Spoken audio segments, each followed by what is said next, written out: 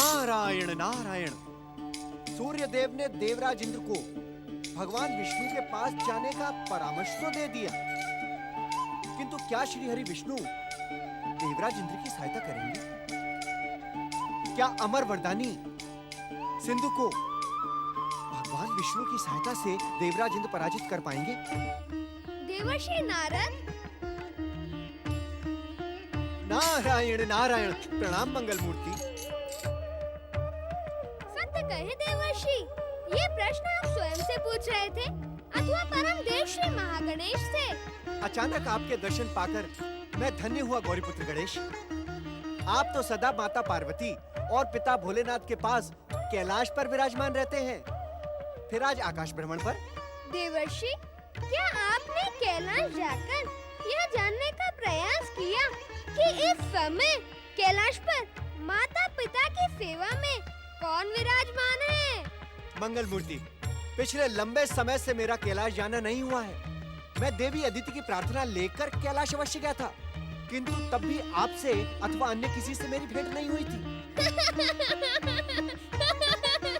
ये भी तो हो सकता है देवर्षि कि आपके मन में किसी और के दर्शनों की कामना ही ना हो। अब बिना कामना के तो आपको कोई दर्शन नहीं देगा ना। नारायण नारायण। मैं जानता हूँ देवर्षि, आपके इस नारायण नारायण में हर संकेत छुपा रहता है, परंतु इस समय मैंने आपको किसी विशेष उद्देश्य से दर्शन दिए हैं। विशेष उद्देश्य से? वो क्या है मंगल मूर्ति? मेरे बताने के पहले ही वह उद्देश्य आपके सामने आ जाएगा देवर्षि। मैं तुम लोगों के साथ नहीं रहूंगी।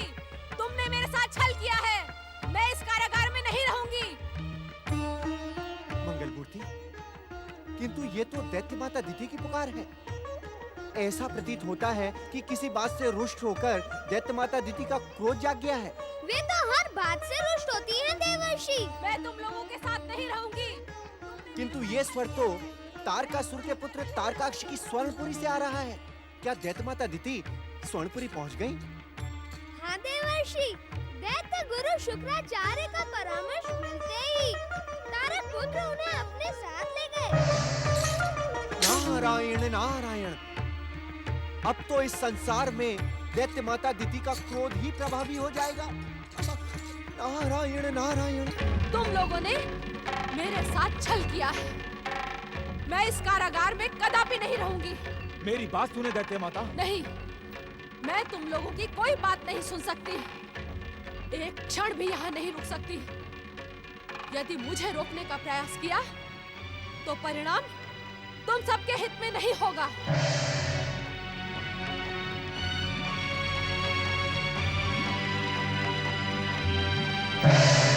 पितामही, ब्रह्मा जी के वरदान से प्राप्त इस स्वर्णपुरी को कारागार बताकर आपने हमारा ही नहीं ब्रह्मा जी का भी अपमान किया है। मुझे किसी के अपमान की चिंता नहीं है। मुझे चिंता है तो केवल अपने सम्मान की। तुम सब दुष्ट देवताओं से षड्यंत्र करके मेरे विरुद्ध योजनाएं बनाते हो।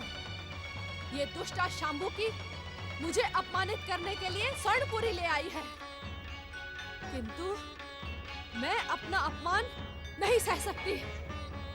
जब अपने पति और पिता का अपमान नहीं सहा, तो इस दुष्टा का क्या सहूंगी? क्रोध में आप ये भी भूल जाती है कि आपकी शुभचिंतक कौन है, कौन आपके जीवन की रक्षा कर सकता है। हमने आपके ऊपर जो उपकार किया, उसका ऋण मानने के स्थान पर आप हमें ही अपमानित कर रही हैं। तू अपमान के ही योग्य है दुष्टा। मेरे बेसुध होने का लाभ उठाकर तू मुझे इस कारागार में ले आई है, परंतु मैं भी दैत्य माता अदिति हूँ, जिसका प्रतिशोध और प्रतिरोध कभी थमने का नाम नहीं लेता। मुझ पर उपकार करने की भूल ना कर दुष्टा। सावधान दैत्य माता, अपने क्रोध पर अंकुश लगाएं, अन्यथा मेरा क्रोध भी जागृत हो जाएगा। तेरे क्रोध के जागृत होने से एक दिन के पर भी प्रभाव नहीं पड़ेगा, परंतु मेरे क्रोध से इस संसार में भूकंप आ जाएगा। चारों ओर रक्त की हाहाकार करती हुई नदियां बहेंगी। शांत हो दैत्य माता, शांत हो। इस व्यर्थ के वाद विवाद से कोई लाभ नहीं। आप अपना क्रोध भुलाकर हमारे साथ स्वर्णपुरी में निवास करें। नहीं, मैं वहाँ कदापि नहीं रहूंगी। दैत्य माता, हमारे त्रिपुरों में आपका जीवन सुरक्षित है। हाँ दैत्य माता, सिंधु दैत्य इस अवसर की घात में है कि वो आपसे प्रतिशोध कब ले। पितामही, आप हमारे त्रिपुरों को छोड़कर ना जाएं। ब्रह्मा जी के वरदान के कारण कोई भी शत्रु हमारे त्रिपुरों में प्रवेश नहीं कर सकता। आपने स्वयं देखा होगा पितामही कि हमारे त्रिपुरों में निरंतर दैत्यों के आराध्य भगवान शिव की आराधना होती है। शिव दैत्यों के आराध्य नहीं, घोर शत्रु हैं। शत्रु, उनकी आराधना करके तुम तीनों दैत्य विरोधी कार्य कर रहे हो। जहाँ शिव पूजन होता है, मैं वहाँ एक क्षण भी नहीं रुक सकती। हाँ, यदि तुम तीनों शिव पूजन का त्याग करो, तो मैं तुम्हारे त्रिपुरों में रहने का विचार कर सकती हूँ। अपने क्रोध का त्याग करो दैत्य माता। तारकासुर के पुत्रों की शिव आराधना को रोककर तुम भयानक पाप की भागी बन रही हो। दुष्कर्मों के कारण वैसे ही तुम्हारा जीवन कलंकित हो चुका है। अब और अधिक कष्ट क्यों भोगना चाहती हो दैत्य माता? दुष्ट गजमुख, तू यहाँ भी चला आया? तू मेरा पीछा कब छोड़ेगा? मैं तुम्हारा पीछा नहीं करता दैत्य माता। मैं तो तुम्हारे पीछे पड़ने वालों से रक्षा करता हूँ। दुष्ट गजमुख, आज मैं तुझे दंडित करके अपना प्रतिशोध पूरा करूंगी। तारक पुत्रों, आज्ञा दैत्य माता। यदि तुम सब चाहते हो कि मैं तुम्हारे साथ रहूं, तो मेरी आज्ञा मानकर इस दुष्ट दैत्य शत्रु गजमुख को इसी समय समाप्त कर दो। दुष्टता से मेरी ओर देखने का साहस ना करो तारक पुत्रों, अन्यथा मेरे पिता भगवान शिव के हाथों इसी समय तुम्हारे त्रिपुरों का सर्वनाश और तुम सबका वध हो जाएगा। इसकी चेतावनी पर ध्यान ना दो। मेरा विश्वास जीतने के लिए इस पर अपना वरदानी प्रहार करो। मुझ पर प्रहार करके तुम्हारी वरदानी शक्तियाँ नष्ट हो जाएगी। यदि तुम अपने वरदान की रक्षा करना चाहते हो, तो पहले की भांति शिव आराधना करते रहो। भगवान शिव की कृपा तुम्हारे जीवन का प्रमाण है। यदि तुमने हमारी बात नहीं मानी, तो मैं ही तुम्हारे अंत का सूत्रधार बन जाऊंगा। उस दुष्ट गजमुख को अदृश्य होने का अवसर देकर तुम तीनों ने ये सिद्ध कर दिया है कि तुम तीनों कायर व दैत्य शत्रु हो। मैं तुम तीनों के साथ कदापि नहीं रहूंगी। दूसरी ओर वरदानी सिंधु दैत्य की माता उग्रा लंबे समय के बाद उसे आशीर्वाद देने के लिए पुकार रही हैं। प्रकट हो। मैं तुम्हारी स्वर्ग विजय से अत्यंत प्रसन्न हूँ पुत्र। शीघ्र प्रकट होकर अपनी माता का आशीर्वाद प्राप्त करो पुत्र। जन्म देने वाली माँ की उपेक्षा ना कर पुत्र। मेरे सामने आ पुत्र। माता का आशीर्वाद पुत्र के भविष्य को सुखमय बना देता है। पुत्र सिंधु, मेरे सामने शीघ्र प्रकट हो पुत्र, शीघ्र प्रकट हो। तुम मेरी माता हो, इस पर तो किसी को भी संदेह नहीं। परंतु इस समय तुमने स्वर्ग सम्राट सिंधु को पुकार कर यह सिद्ध कर दिया कि तुम्हारे भीतर माता के योग्य हृदय नहीं है। ऐसा क्यों कह रहा पुत्र?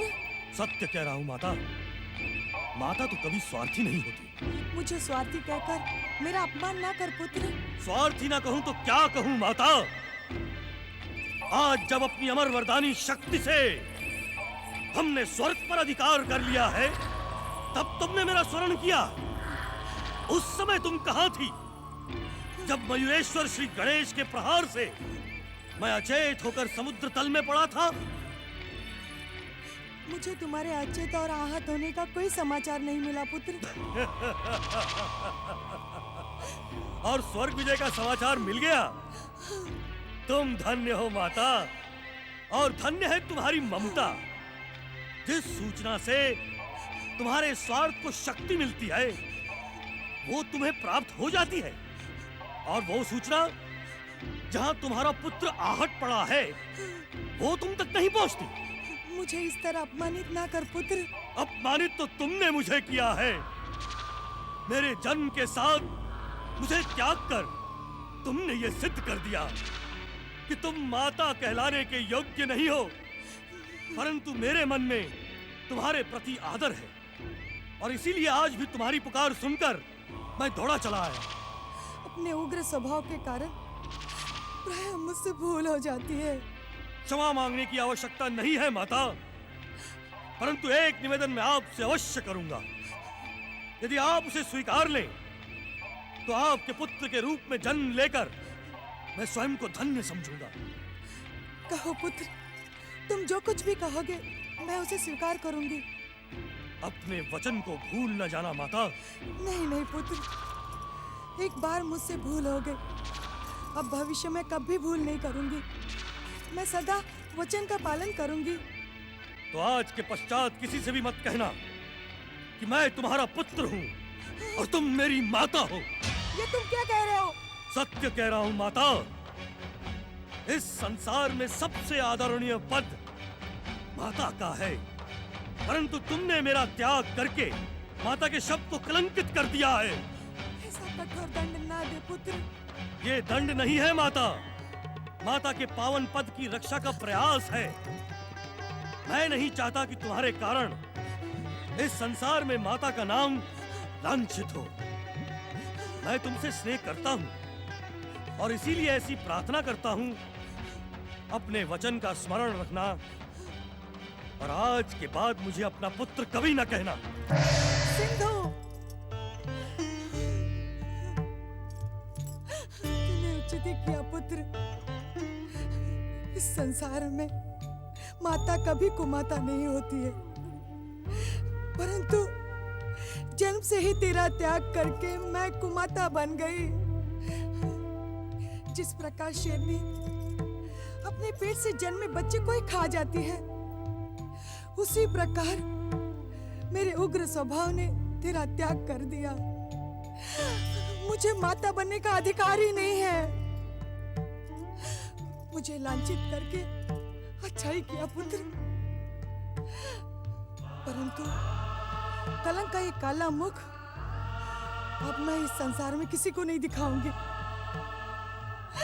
मुझसे जो पाप हुआ है मुझे उसका प्रायश्चित करना ही होगा पुत्र। मुझे उसका प्रायश्चित करना ही होगा। सिंधु, सिंधु, सिंधु।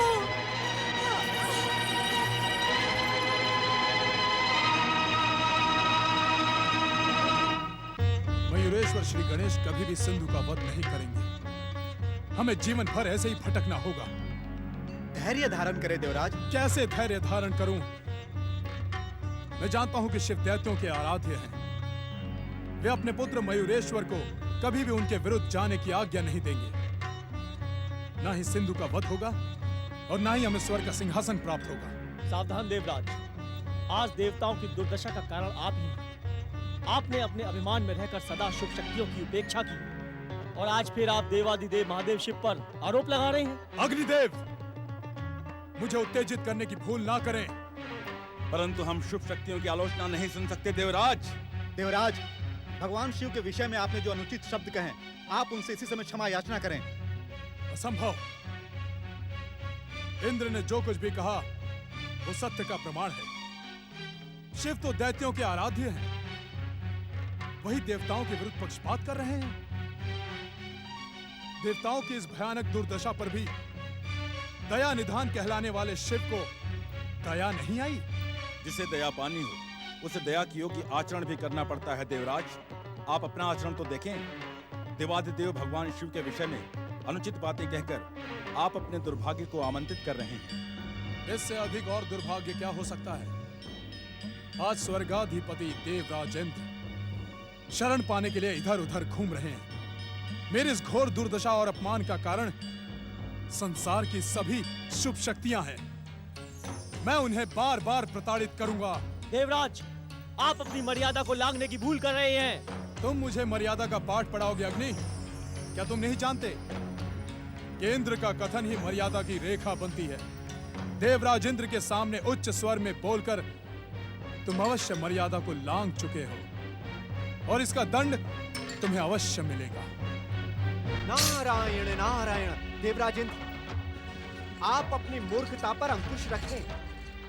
जब संसार की सभी शुभ शक्तियां सिंधु के विरुद्ध सक्रिय हो रही हैं, ऐसे में आप अपनी मूर्खता से उसकी आयु और अधिक बढ़ा रहे हैं। मुझे किसी शुभ शक्ति पर विश्वास नहीं।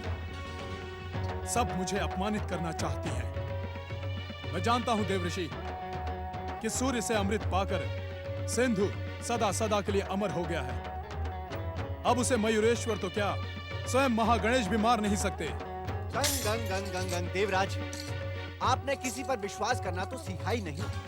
इस समय तो आपको सूर्य देव के परामर्श के अनुसार भगवान विष्णु के समीप होना चाहिए था। श्री हरि के पास जाने का परामर्श देकर वो मुझे भ्रमित कर रहा है।